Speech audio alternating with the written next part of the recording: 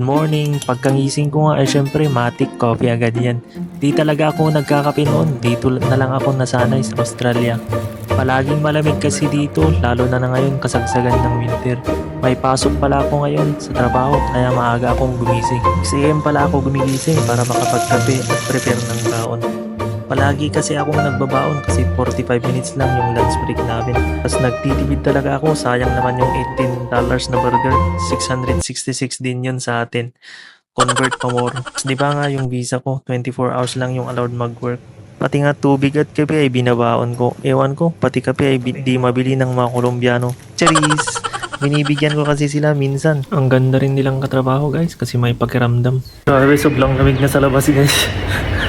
Tignan nyo yung view namin guys. Napakalapit lang namin sa city.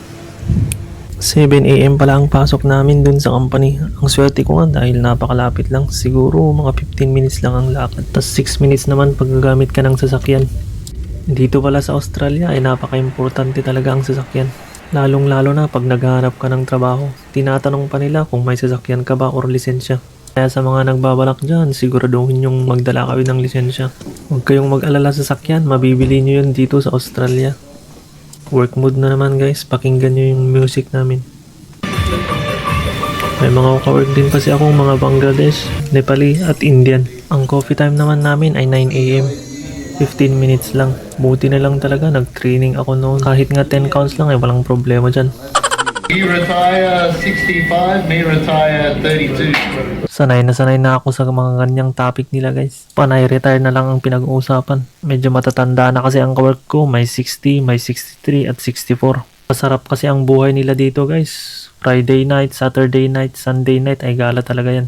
Ang ganda kasi ng country nila guys. Kahit 4 days ka lang siguro magtrabaho ay mabubuhay ka na. Lalong lalo na pag may bahay ka pa. Mga tulad na dito guys, lunchtime na. Ni 18 months kong nagtatrabaho dito sa company na to ay hindi ko pa sila nakitang nagbaon. Diba? Sarap buhay talaga. Ganyan talaga ang karamihang puti. Nagtatrabaho lang para sa happy-happy. Sana maging ganito rin yung Pilipinas. Yung tipong hindi mo na kailangang kumayod ng todo-todo para maibigay lang ang pangangailangan para sa pamilya. Tapos na naman yung lunch, bakbakan na naman sa trabaho.